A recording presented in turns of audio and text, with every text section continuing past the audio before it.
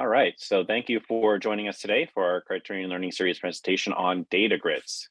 So let's not hesitate and get right into the software here.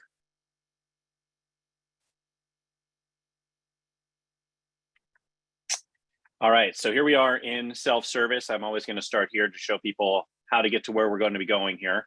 So to access the data grids, they're actually available in all three modules under the admin. So we'll click here under either HR, payroll, or recruiting to get over there.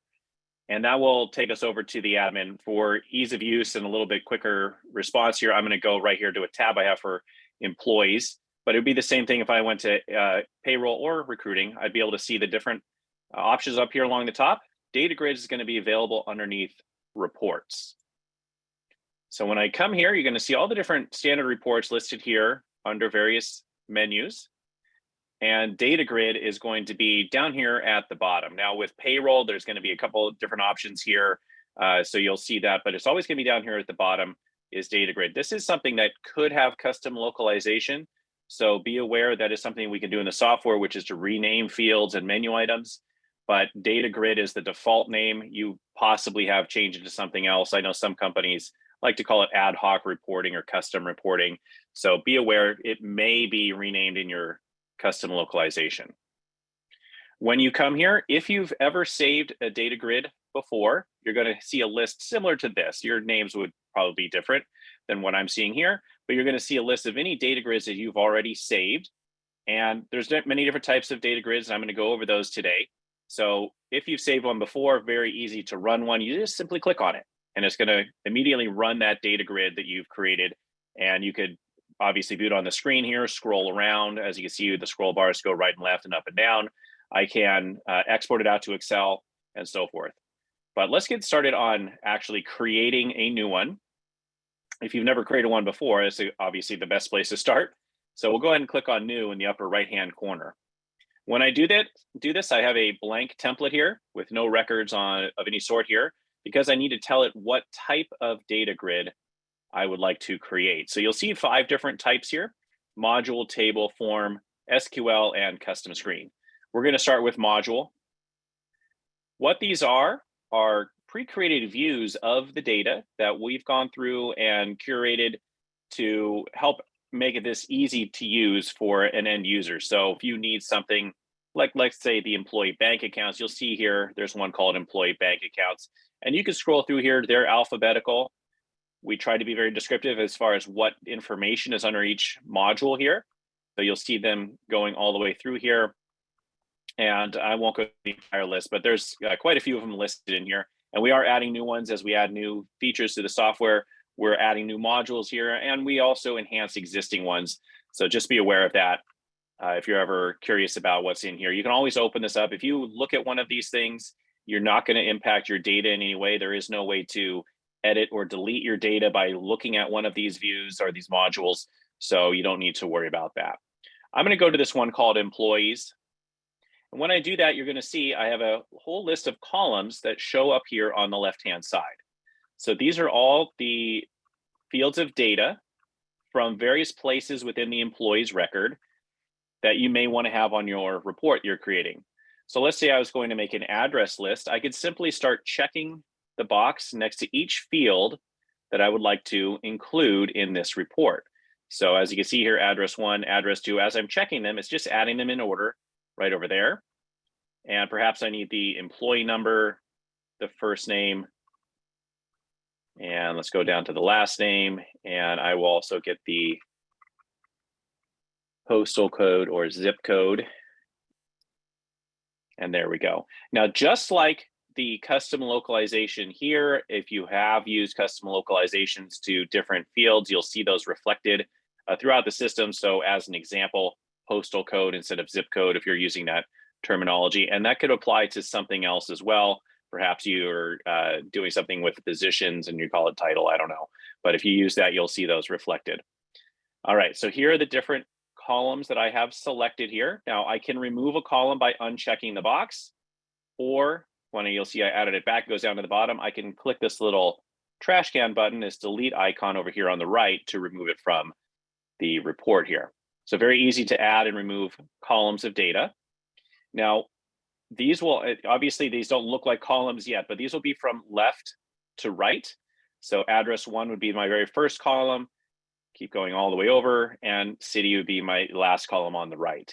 We don't need to necessarily worry about the order they are right here. Of course, you could put them in the exact order you like, but I'll show you a little trick here in a second that you can rearrange the columns to be in the order that you like if you happen to select them in the wrong order. You'll also see 2 options here to sort as well as criteria. So first off, let's click on the sort one. Let's say I wanted to run this by the city and then by the employee's last name or something like that. I could choose that sort right here. So I'm just going to go ahead and do ascending. You'll see ascending or descending. And then it's just going to look at that data. So let's just say I have somebody in Atlanta and somebody in Baltimore. It's going to sort alphabetically. When I choose ascending, it'll be Atlanta first, and then Baltimore, and then Chicago, or whatever they happen to be. All right, the same type of thing with descending, obviously be the other way, Denver, Chicago, Baltimore, Atlanta. So very simple as far as that's concerned. If I did something with a date, I would have options for dates, number fields, again, ascending or descending on there. So it works for the same way, depending on whatever type of data you've selected there. All right, once I do that, you'll notice it does say ASC here because I'm doing ascending for that sort. And perhaps I'm doing something with a last name or something like that with a criteria. I'm not going to set one at this moment, but I can do a criteria. For an example, maybe I was looking for anybody whose last name was Jones. I could come in here and say, I want the criteria to equals. And I'll go over this again, but this is not equals, as explanation point, and equals is not equals. This is null, means there's no value in that particular field. This is not null, means that it does have a value in that field. And then contains means it has those letters in the order that you put them. So if I was doing Jones, I could either say equals Jones, or maybe I say contains JON, and then it would pull anybody whose last name had JON in it, anybody whose last name was Jones, but also people who had JON somewhere else in their last name, as long as it was in that order. All right, but for right now, just so I could show you the data, I'm going to leave the criteria off. All right, so that's it for the setup for right now. I'll just go ahead and hit next, and within a moment, it's going to run that report. So there you can see my data in different orders here. So you could see address 1, address 2. So right from the top to bottom on that previous screen, it is going left to right. Now, let's say I wanted this in a very particular order. Maybe I wanted the name to be first. I can go ahead and rearrange these by just clicking on the column header up here. So maybe I wanted last name to be first. I'll go ahead and just drag that over, and then first name, then employee, and just like that. All right, so very simple to rearrange those. And then if I go back to edit, there you can see they're in that order. So you don't need to remove, and let's say I wanted to put zip code as the second thing. I don't need to remove all of them and then add zip code and then add everything back. I can just rearrange the columns right here. So I think I've seen a couple of hands being raised with questions. We are taking questions in the chat. So if you go ahead and click on the chat, that's where you'll be able to get those questions answered for any questions on here. But here we go. We can see how the report looks here. Now I've got 135 different rows here. So I can go from one page to the next because I'm showing 100 at a time. I can change this in the lower right-hand corner to show more or less rows if I would like.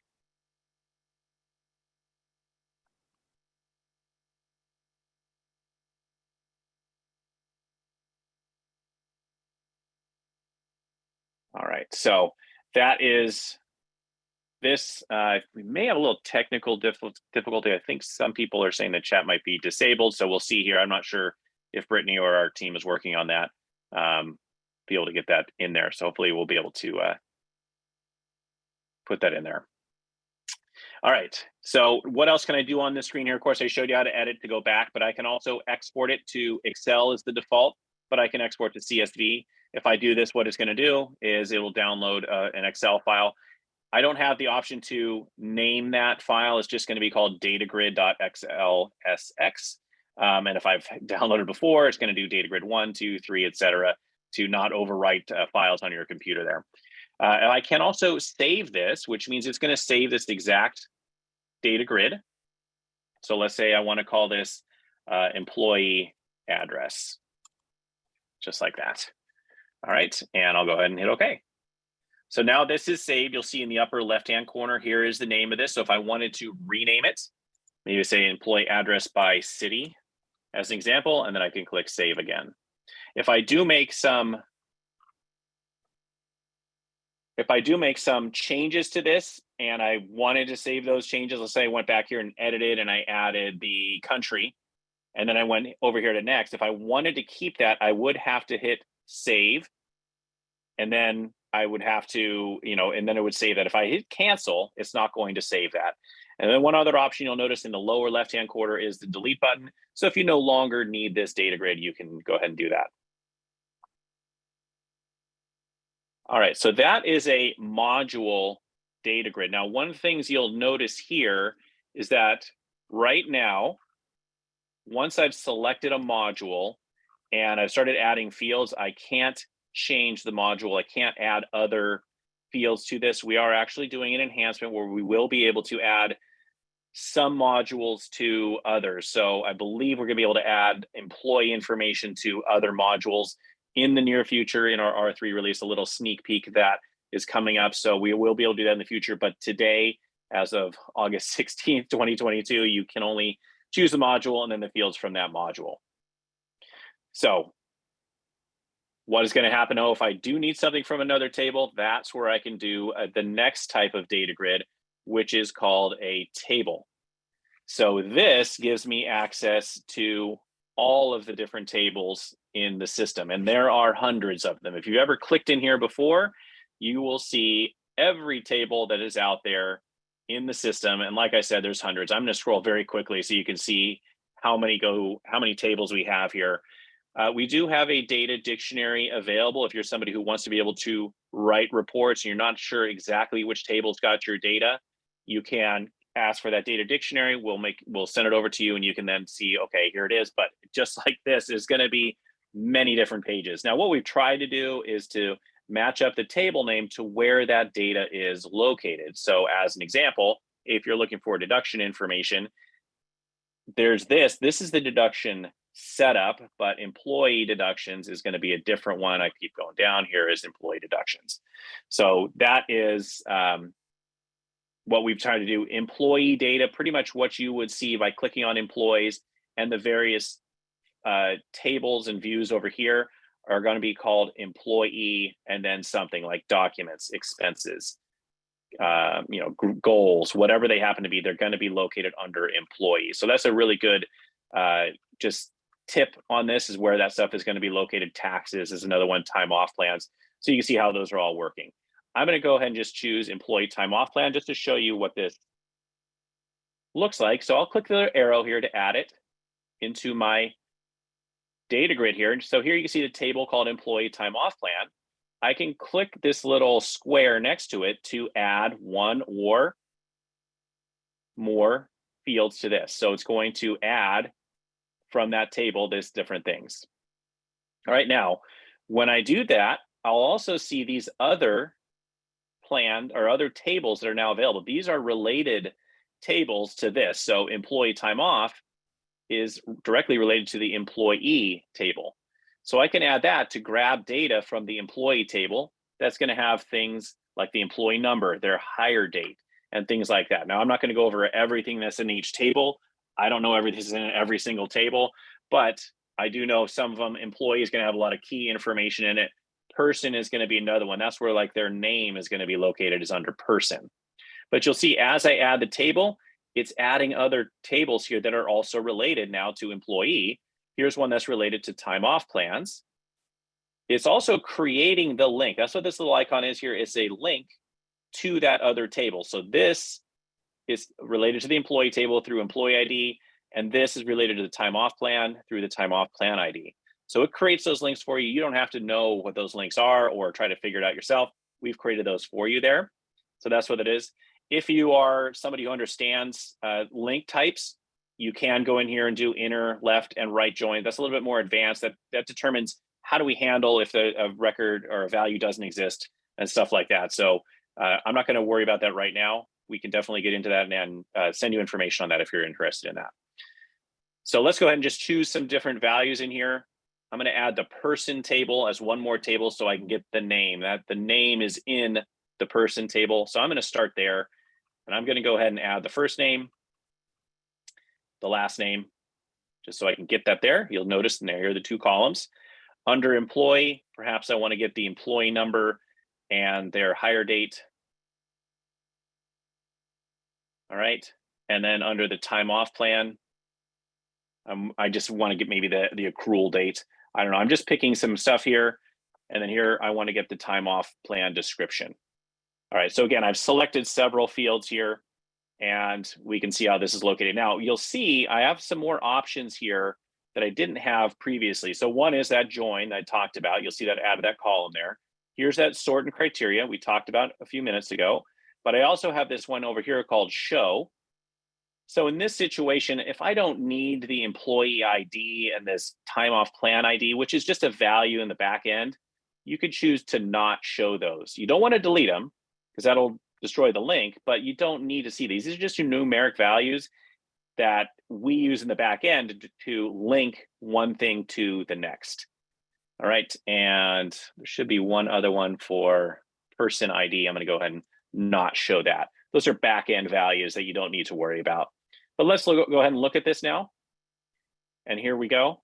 Again, now I can go ahead and rearrange the columns if I wanted to do that as an example. All right, and whatever I'm going to do here, but just like before, now that I have this out here, I can save it. Now, why do I see 3 different records? Perhaps this person has 3 different plans. Perhaps they have 3 different years of plan history, something like that. So you may need to dig a little bit more into the data. I don't have time to spend to go into all the data on a time off plan, but at this point, you can look at that, maybe go into your criteria and you say, you know what, I only want time off plans that are active as an example. So I might add is active and is true. Okay. And that might get rid of some of the information. I can hide this column if I don't want it. And now this person still has 3 active plans, but it might have cleaned up some other data. But you can see here 30 rows, and the same idea with exporting and saving and editing and deleting and so forth. So very simple to do that again. Well, I shouldn't say very simple because there's a lot of data that could be out there. And I know there's a lot of questions going on there about how this all works. So we definitely, your support's there to help you out. Speaking of support, not only obviously our chat right now, but if you have questions on data grids, we have this Help Center article explains this. It's the question mark in the upper right-hand corner here.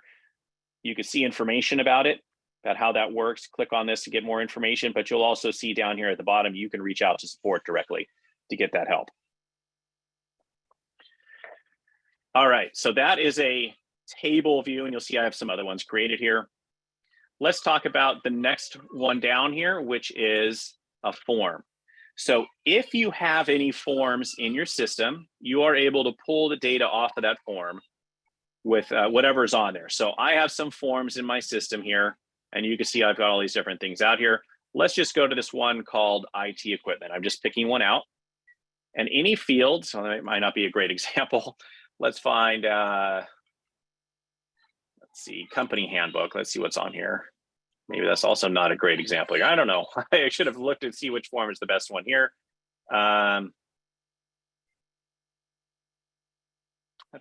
Oops, that was a bad example because it's form and confidential information access. Here we go. Here are the different fields that are on the form. So this, we're going to cover forms in another training session on how you do this, but I've created a form called confidential information access. And these are the different fields that are on that particular form. So that's what these are right here. The only thing I can't access is a signature field, and I believe attachments, you cannot get those in a data grid. But if you have any date fields, text fields, email fields, number fields, memos, all those other types of fields, you're able to grab that data off of the form. So at this point, these are the names of the field on the form, something I would have created when I created that form. So this is not something that our engineers created. This is something that when you design the form, you come up with these names. I'm just going to go ahead and select a couple of columns of data. I hope there's some stuff in there. Now, one thing you'll see is I don't have the employee's first name or last name on here. That's actually built in. So when I go in here, you'll see there's the employee's name and their number, as well as their location. So these three fields are automatically included anytime I do a form data grid. So those are already there. I don't need to do any type of like join to bring in the person's information. It's already there. And then here are the other fields. This is not a great example because they were blank, but here is those fields from that particular form there. All right, and then the same thing applies with the sort and the criteria. You can go ahead and set those if you need to. Perhaps you need to see anything that was signed after a particular date or something along those lines. All right, so that is a form one. I know it's very simple because I have a very simple form out there, but it really is that easy where you can choose the form. Let me skip over the next one because it's a little bit more technical, but that is definitely something I will talk about at the end is SQL. I'm going to talk about custom screen. So this is if you've made any custom screens in your system, which are available under your settings. You can create custom screens to track data that doesn't fit somewhere else on another screen in the system. You can also then use those for data grids. So I've created two different custom screens here. And you can see company property, vaccinations. Those are two that I've created. When I choose company property as an example, here are the different fields from that custom screen that I have created. So very similar to the forms in that I don't see the employee's name. That's already going to be here. But now I've got these other fields directly from that custom screen. So perhaps I say description as a type of property, description, date provided, and notes. I don't know. I'm just selecting some fields there. And here you can see there's the name, the number, the location. Those are already there. And then here is the other information from that custom screen. All right. Again, I could have used criteria in there to say, you know, the date provided was in the last 6 months or something like that. Or if I'm looking for different things like a laptop or something like that, I might be able to put a type of property. So that's something that I could do in my criteria here. So perhaps if I said type of property equals laptop.